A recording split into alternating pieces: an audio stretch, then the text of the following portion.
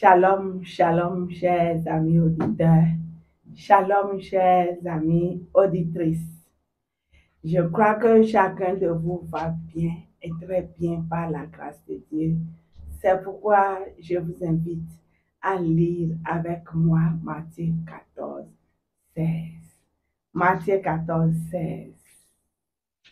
Jésus leur répondit, ils n'ont pas besoin de s'en aller. Donnez-leur vous-même à manger. Donnez-leur vous-même à manger. Et c'est le thème de notre exhortation de ce jour. Donnez-leur vous-même à manger. Le verset est tiré d'un contexte où Jésus sortait de la barque et il a rencontré une grande foule. Cette foule a été attirée certainement parce que Jésus-Christ était et s'est attroupé auprès de lui. La Bible dit que quand Jésus a vu cette foule, il a été ému de compassion. Et quelle est la première action? Si c'est moi, j'allais prier pour la foule. J'allais prêcher l'évangile. J'allais parler, enseigner et faire tout ce qu'il faut pour les amener au salut. Oui, c'est vrai. C'est là notre mission, le salut du monde entier. Jésus-Christ était venu pour le salut du monde, mais face à la foule, la Bible dit qu'il a guéri les malades. Il s'est occupé du corps de ses auditeurs. Il n'a pas pris le temps à enseigner les gens qui étaient dans un besoin de santé. Jésus-Christ a guéri les malades, c'est la Bible qui le dit au verset 14. Il a guéri les malades avant d'être avec eux. Et pendant qu'ils étaient ensemble, la nuit s'annonce.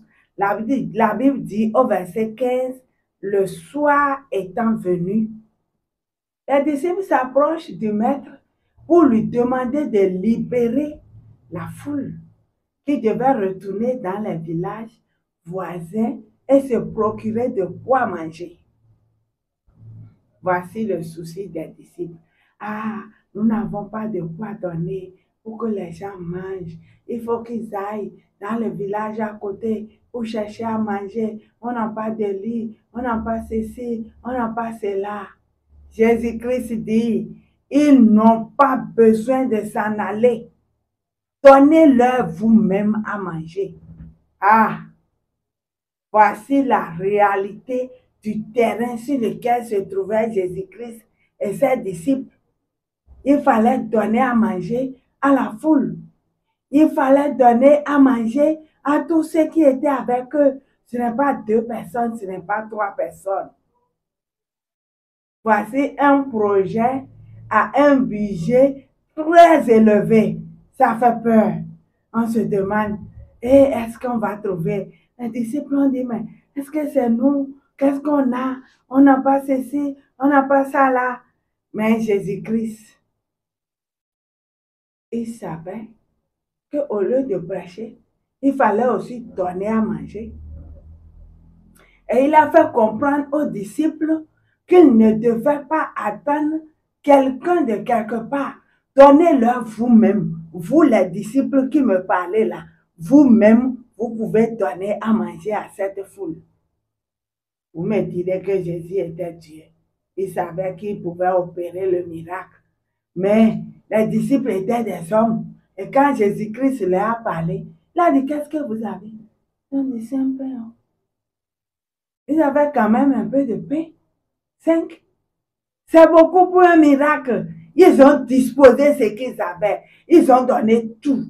Ils ont déployé tout ce qu'ils avaient. Ils ont engagé toute leur richesse. Ils ont donné sans hésiter. Les disciples ont sorti leur pain sans hésiter, sans traîner. Ils croyaient qu'avec ça, quelque chose allait se passer. Donnez-leur vous-même à manger. Jésus-Christ, la Bible dit qu'il a pris le pain. La Bible dit précisément, il rompit les pains et les donna aux disciples qui les distribuaient à la foule qui a bien mangé. jusqu'à ce qu'il y ait de reste. Alléluia. Notre Dieu est un Dieu de miracles. C'est lui notre bailleur. C'est lui notre pourvoyeur. C'est lui qui donne. Mais ce qu'il veut que nous puissions faire, c'est de savoir que de nous, le miracle peut s'opérer. Ce que nous avons suffit pour servir Dieu. Ce que nous avons, la bénédiction qu'il nous a donnée, peut-être c'est pas simple. Ça peut être 5 boules d'acassa. Ça peut être 5 poulets. Ça peut être 5 000. Ça peut être 50 000. Ça peut être 500 000. Ça peut être 5 millions. Ça peut être 5 milliards. Alléluia. Le Seigneur a besoin que chacun de nous comprenne que ce qu'il a, il peut disposer ça à l'œuvre de Dieu. Malheureusement, parfois on pense que c'est de tel ou tel, c'est de telle zone, c'est de tel continent que doit venir ma bénédiction. On pense que c'est quelqu'un qui doit quitter loin là-bas pour venir pourvoir à mon besoin de projet. Et c'est dommage que nous, particulièrement, excusez-moi, les Africains, on pense que c'est d'ailleurs que nous pouvons avoir de l'aide. Un jour, quelqu'un m'a dit qu'il a appris qu'il y a un blanc, excusez-moi le terme, blanc, qui est venu ici pour aider les orphelins, qui est venu ici aider les enfants en situation de mariage difficile. Je lui ai dit, donc vous pensez que s'il n'y a pas un blanc ici, nous devons mourir. C'est moi le blanc. Il a souri. C'est nous les pourvoyeurs.